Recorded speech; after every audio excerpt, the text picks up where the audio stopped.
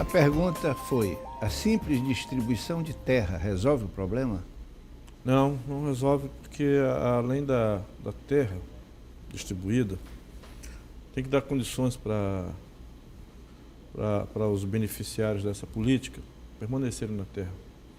O que a gente tem assistido nesse estado e tem acompanhado são assentamentos abandonados à própria sorte. Trabalhadores que foram assentados pela reforma agrária, abandonados à própria sorte, sem acesso à cidade, sem infraestrutura, sem estrada, sem escola, sem saneamento básico, sem saúde. A falta dessas condições acaba obrigando muitos trabalhadores que foram beneficiados dessa política a abandonarem a terra.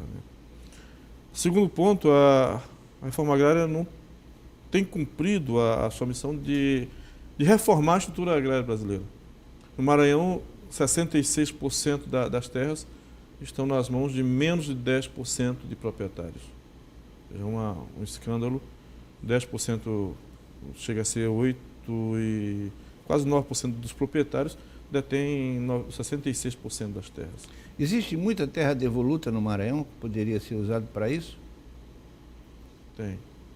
A passagem da estrutura, o Maranhão, nos anos 40, tinha em torno de 10% de terras em mão de particulares. Quase a totalidade de terra pública. Nós tivemos aí em 3 anos, em 3 décadas, dos anos 50, 60, 70, uma transferência de terra pública para mão de particulares. Nós temos 2 eventos aí que contribuíram muito para isso. A Lei de Terras de Sarney de 69, julho de 69, e a discriminatória das terras públicas em 72, já no governo do Pedro Neiva. Esses 2 instrumentos legais consolidaram a transferência de terras públicas para a mão de particulares. Isso já foi fartamente denunciado, o padre Vitor Asselia escreveu um livro sobre isso, mostrando como é que foram formados os consórcios da grilagem, que incluía juízes, donos de cartório, políticos e empresários, fazendo a transferência das terras públicas de forma fraudulenta. De modo que, se houvesse por parte do governo do Estado uma decisão política, que aqui é uma adesão política para fazer a investigação dos títulos de propriedade no Estado do Maranhão, nós íamos voltar a quase a marca de 1940, da década de 40, em que nós teríamos a grande parte desse Estado terra pública, porque a aquisição, a forma de transferência do patrimônio público para o privado foi fraudulenta. Mas o resultado dessa transferência positiva, não há nenhuma terra dessa sendo produtiva hoje? Ou ela está apenas para efeito cartorial, para efeito de cadastro em banco? Eu peguei o caso da Costa Pinto, uma empresa lá que atua no setor da cana-de-açúcar, Aldeias Altas, São João do Salto, Caxias, Codó. A escritura que eles têm apresentado segue uma sequência de averbações de hipoteca dessa terra junto a bancos. Há alguns títulos que eles apresentam terem dos anos 70, 73, 74, tem uma sequência de hipoteca dessa terra junto a bancos. Há um discurso hoje propagandeado pelo governo do Estado, pelos empresários lá, donos dessa área, de que é uma das regiões mais promissoras do Estado, com muito emprego.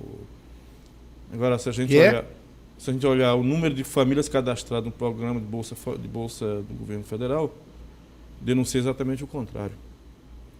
O número elevado de famílias no programa de bolsas do governo federal é resultado e expõe a miséria a que está submetida a maioria da população. Eu entrevistei aqui o secretário de Ação Social e Agricultura Familiar, Fernando Fialho. Ele me disse que a grande preocupação do governo é erradicar a miséria no Maranhão. Eu acho, inclusive, em consonância com a presidenta, que é essa a a meta dela agora com o Brasil Carinhoso, alguma coisa assim. Então, mas há vontade política no Maranhão suficiente para fazer isso? Você que está lá dentro no meio do turbilhão lá, está no meio do redemoinho, você acredita que há vontade política, condições políticas, talvez até haja vontade, mas pelas as ligações com prefeitos, há condições políticas para fazer isso? Acredito que não. Eu acho que esse discurso é um discurso para a mídia, para ganhar voto, é um discurso de palanque, né? E, na verdade, pega o órgão que é responsável pela gestão da política fundiária no estado do Maranhão, o ITERMO. É um órgão falido, há muito tempo sem concurso público para ingresso de novos funcionários. Brincando ou não, mas a semana passada escutei de um diretor a afirmação de que o órgão tem apenas uma máquina de fotocópia pequenininha. Uma máquina de fotocópia pequenininha. Fotocópia? Tem uma máquina.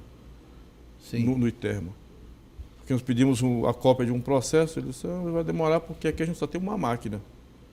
Um governo que quer erradicar a miséria do Estado e o órgão responsável pela execução da política fundiária tem uma máquina de fotocópia, não tem nem vontade política e não tem condições de fazer isso. Os processos estão lá se arrastando, os funcionários que dizem receberem muito mal, pouco estimulados para fazer qualquer trabalho. Além disso, isso implica diretamente na estrutura fundiária do Estado. Falamos ainda há pouco do trabalho escravo. Está lá demonstrado fartamente já o perfil desse trabalhador escravizado. São homens na faixa dos 40 anos, 50 anos, escravizados, sem terra porque foram expulsos ou vivem em situações de extrema miséria, em que são obrigados a cada ano entregar parte da produção da roça, que já não é muita coisa, entregar ao latifundiário. Nós temos situações na Baixada, por exemplo, do pagamento ser um terço da produção. Ora, chamam de meia, né? É meia. Mas não é meia. Mas tem situação de meia mesmo. Mas o mais comum é em torno de um terço da produção. Se a gente tem uma situação dessa, em que o trabalhador faz uma roça o ano inteiro, e ao final do processo entrega uma parte considerável, um terço ou a metade, para o latifundiário, ele vai permanecer naquela situação de miséria para o resto da vida. Os filhos vão reproduzir essa miséria, porque vão estar dentro desse ciclo de miséria para o resto da vida. E associa isso à falta de escola no interior. Uma vergonha que nós temos milhares de comunidades em que a escola ou é a capela, a igreja católica ou outra, ou é um barraco de palha em que tem só o céu como teto, né? Uma situação dessa, a miséria vai sendo reproduzida, e reproduzida por decisão política dos governos. Esse secretário, ele me disse que perguntei, a secretaria está pronta para conversar com as instituições organizadas? Estamos esperando. Eu rio por quê? Eu sempre penso assim, há uma tentativa, não, uma coisa maléfica, de continuar o discurso do palanque pós-posse, né? Aí a pessoa é eleita e depois de tomar posse, e no cargo executivo sobretudo, ele quer permanecer com o discurso do palanque, só que não dá. É outro tipo de discurso que teria que ser feito. Basta a gente olhar os números do orçamento do Estado do Maranhão para a questão agrícola. Não tem. Não tem. Como é que vai fazer a superação da miséria se não tem recurso para investir? Se tiver vontade, não tem recurso. Só que a falta de recurso é resultado de uma falta de vontade política, de uma decisão política tomada. Decisão política tomada porque, evidentemente, há num governo oligárquico que se firma nas relações oligárquicas que vão se reproduzindo em todas as escalas, é impossível ter vontade política para mudar esse quadro, porque a permanência no poder depende dessa situação de miséria a que é submetida a maioria da população do Estado. O senhor tem esperanças? Muito. Baseado em quê? Fé ou trabalho? Trabalho e fé. Que tipo de trabalho? A CPT tem, ao longo desse tempo, acompanhado as situações mais limites. Em comunidades ameaçadas de expulsão por pistoleiros ou ameaçadas de despejo por ordem judicial. Né? E o que a gente tem feito ao longo desse tempo é empenhado